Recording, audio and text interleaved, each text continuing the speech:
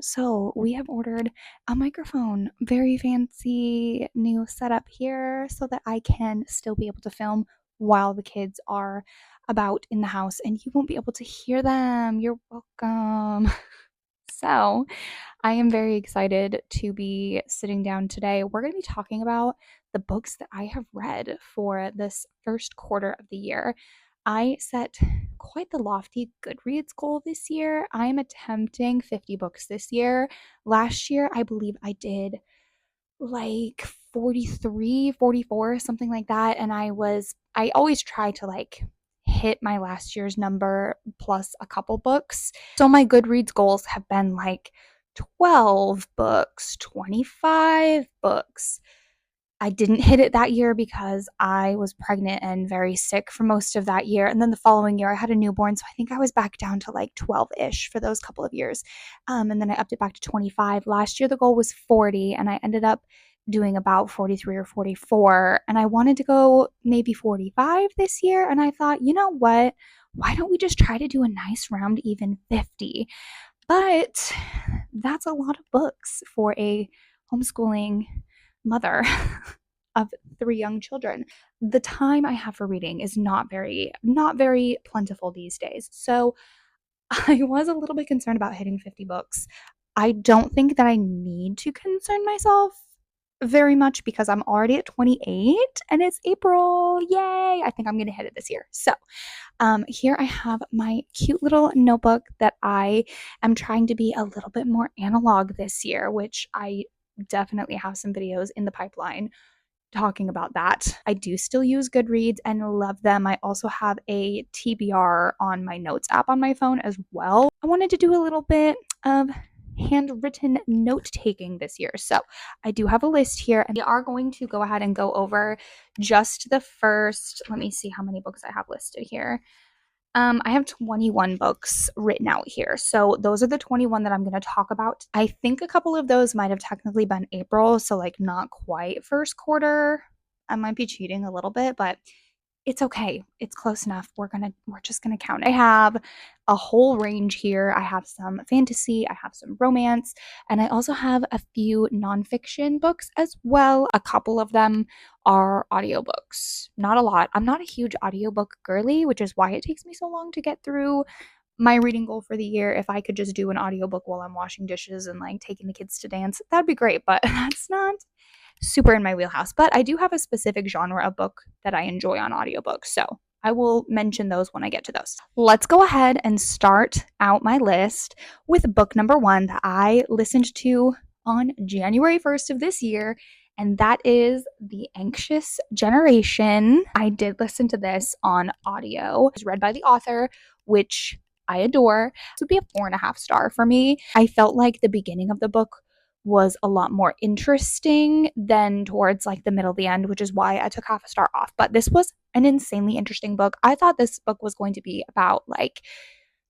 our current generation of children, but this book was actually about me, my generation. That was wild. I was listening to him talk about the psychological effects of technology on myself, and agreed with everything that he had to say. So this was a really good listen for me. I highly recommend this book, even though it wasn't like a full 5 star for me, just because of the pacing getting a little bit slow in the middle there. But I definitely do highly recommend. If you haven't read this or listened to it, you absolutely should. Book number two for me of the year was From Here to the Great Unknown. I also did this one audio, and it is also, I believe, narrated by the author. I'm pretty sure it is. This was so good. 5 stars. Incredible. Love it. It's about Lisa Marie Presley, which is Elvis Presley's granddaughter. It was so good. Definitely highly recommend. This is actually one of my favorite books of this year. I think this is going to definitely make top 10. It was just amazing. Number three was Circe. This was my first actual like physical paper book that I read this year. I rated this 5 stars. For a lot of this book, I was questioning whether or not I actually enjoyed this book. But I did. It just kind of took me a minute to decide like if I was actually having a good time or not. So this is based on Greek mythology, and that is all that I knew about it going into it. just it has to do with Greek mythology, and it's very highly rated. And I do actually kind of recommend that you go into it knowing only that because it was a crazy book. Highly recommend this one as well. It was so good. Number 4 was my very first Kristen Hanna book. I read The Great Alone. Is that right? The Great Alone. Yes. This was also 5 stars. Kristen Hanna is huge right now. I started with The Great Alone, which is about Alaska, rural Alaska, like farm homesteading, like preparing for the big long winter Alaska. And this book was phenomenal. This book was so good.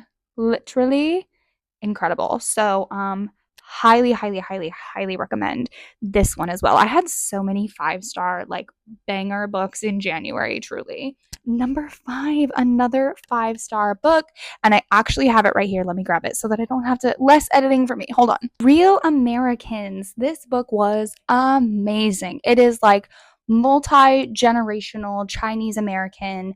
It goes through, the book starts out with like the daughter's POV, and then it switches to her son's POV, and then it switches to like the grandma's POV, and it all ties together into a nice little bow right there at the end. This has to do with like pre 9/11 New York City, rural New England in the modern day, and then China in the 1960s, I want to say. Anyways, this was incredible. Such a good read that I bought it. So this actual copy has not been read. I read it from the library, but I bought my own copy because I adored this and I will definitely be rereading this in the years to come. So I wanted to have it on my bookshelf. It was so good. I thought that I had this one up here. I do not. I decided that I wanted to read every single Emily Henry book that she has ever written because I fell in love with Ali Hazelwood last year, which is the author of The Love Hypothesis, and read all of her books. So I thought this year I would go ahead and take the next like most popular romance author and binge all of hers. So I read a lot of Emily Henry and I have thoughts. So Funny Story was a 5-star read for me. I absolutely loved this one. One of the best fake dating books I have ever read. 5 stars. Incredible. Next up is Great Big Beautiful Life. I actually think this one was probably 4 stars for me, but there was a huge plot twist that I did not see coming that was great. This one is about 2 authors that are both kind of fighting for the rights to write a famous elder celebrity memoir, and she's basically having each of them kind of write their own like take on the story, and then she's going to pick like which author's view she likes the best, and they're the one that is going to get to finish writing the book. So this is very enemies to lovers. It was very good. Just because I rated it 4 stars does not mean that it was not incredible, because it was so good. Next up, I have Modern Miss Mason, which is a homeschooling book. This was a 4.5 stars for me. I really loved this one. I actually bought a physical copy so that I could highlight and underline and tab the book in all kinds of ways and sorts and places because I loved it so much. So, very good if you're in the homeschool world. Highly recommend. Even if you're not like a Charlotte Mason homeschool kind of gal, it was still so good. Delicious. Loved all of the concepts that she touched on. Very, very good. Next up, I had my very first Kindle Unlimited book while I was waiting for my Libby Hold to come through on an Emily Henry. I was in the mood for a cute little rom-com book, and this one popped up on my Kindle, and I was like, sure, I'll try it. It was The Unhoneymooners. I rated 4 stars on this one. The main character's sister is getting married. The husband-to-be has a brother that the main character like does not get along with. Everybody at the wedding ends up getting food poisoning except for these 2 characters, and the honeymoon is like an all-inclusive resort that has already been paid for, and they cannot refund it or reschedule it. So she ends up taking the honeymoon with this guy, the brother that she does not like. Occasionally you read a romance that has dialogue that is not quite fully like real life believable. They say things that you're like, that was a little silly, you know? And it doesn't make it bad, but it's just kind of like takes you out of it and makes you feel like you're reading a book instead of like them being real people. You know what I mean? This book kind of did that for me. But one book that did not do that for me is Book Lovers. Again, Emily Henry, to me, she can do no wrong. All of her books are going to be 4 or 5 stars for me. This was no exception. This was very, very, very, very good. These two main characters are both in publishing, New York City type. Her and her sister take a trip out to that is the main setting of a book that she helped to publish, and it happens to be his hometown where he just moved back with his parents to help them take care of some stuff, and so they run into each other there. This is another kind of enemies to lovers sort of vibe, and I really loved this as a small town gal with a heart for New York City. This was everything to me. So, loved this one as well. 5 stars. My next audiobook was The Third Gilmore Girl. This again is narrated by the author, which is my preferred type of audio, and this was so good. If you know Kelly Bishop from Gilmore Girls, this was her like life story. She actually started out on Broadway, and again, as a New York City loving theater kid, this book was incredible. It was so good. So good. Loved it. Number 12. This is the point in which I decided that I wanted to try to mix in some classics and some like high school required reading books, which I think I'm going to be doing a whole video about later on down the road. But I started out with The Great Gatsby because I love the movie of The Great Gatsby. I've seen it probably dozens of times. And I've never actually read the book. It is super short. So I decided that I was going to pick up a copy and actually read it. And the movie, wow, like snaps to the director of this movie because they stayed insanely accurate to the actual text. Reading this was basically watching the movie. So they did a great job on the movie version of this book. 5 stars, obviously. This is an incredible book. If you have not read it yet, it's like 180 pages. So you should pick it up. It was very quick. You could almost do it in one sitting. Again, I'm trying to kind of do like a fun book and a classic and like alternate them a little bit. People we meet on vacation. This is popular for a reason. I'm not going to say much on this. Probably every single one of you has heard of this or read it. 5 stars. I love that this book bounces from like one vacation that they take to the next vacation that they take, and it doesn't really cover much of like the in between. It is just like jumping to all these like fun, amazing destinations. The way that she describes these places is like you're actually there with them. The characters are very believable. I love their banter. Friends to lovers. So good. This is probably one of her best ones. It's no shock why this is the one that was the first book to movie adaptation of hers, because it was actually so good. Incredible. Loved it. If you're looking for a cutesy little rom-com, you haven't read this yet by some chance, you need to. Next was another audiobook. I did Jennette McCurdy's I'm Glad My Mom Died. I had to look to make sure it was, I can never remember if it's glad or happy. Glad my mom died. This for me personally was not entirely my cup of tea. I do understand why a lot of people liked it.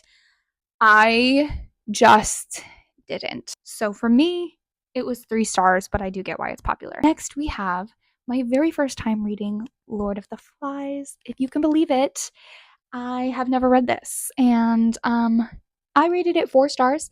Lord of the Flies is kind of like Hunger Games on a stranded island, but hard to read because it was written in the 1900s. So next we have another homeschool book. This one was called Free to Learn. I skimmed quite a bit of this, so I only rated it 3 stars. It did get a bit dry. It kind of read like a textbook, so not particularly my cup of tea. Next, I decided to read the Caraval series by Stephanie Garber. So I have the first book and the second book, Legendary, and the third book, Finale. All 3 of these were 4 stars for me. I really was looking forward to reading her second like kind of spin-off series, Once Upon a Broken Heart. I mainly read these to get the backstory for the Once Upon a Broken Heart series. These were all good. They were all YA. The story really kept me on my toes. I found myself not sure what was going to happen next, A lot of the dialogue was very YA sounding to me, which is why these are not 5 stars.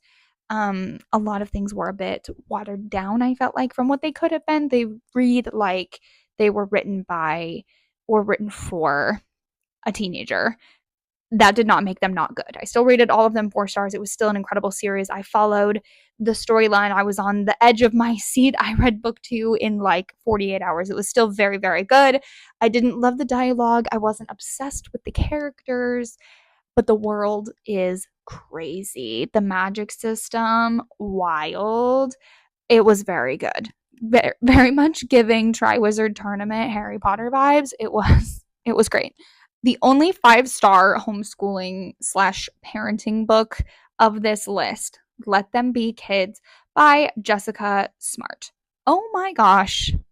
6 stars if I could. This book was absolutely incredible. Could not recommend it more, especially if you have a child that is in like the elementary school age. Could not recommend more. If you have children, you need to read this book. And then the last one I'm going to mention is the new Ali Hazelwood novella, Two Can Play. I gave this 4 stars because it is only a novella, but it was great. I wish there was more of it. That's my only critique, is that I wish that she would have given us more because it was very, very good. There you go. There you have it. We'll be having another one of these.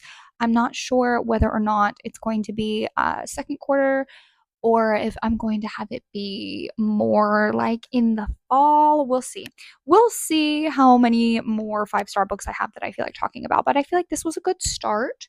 So hopefully you enjoyed this, because I definitely want to talk more about reading. Reading is pretty much the only side hobby that I have, and I enjoy it very much. So I would love to give more book content and book recommendations and deep dive. So definitely let me know down below if you have any book recommendations for me based off of the types of books that I enjoy that I've talked about here. I would love to read some of your recommendations. But that will be it for me today. Thank you for sticking with me. This was a little bit of a longer one. Hopefully, it was as fun for you as it was for me, and I will see you next time.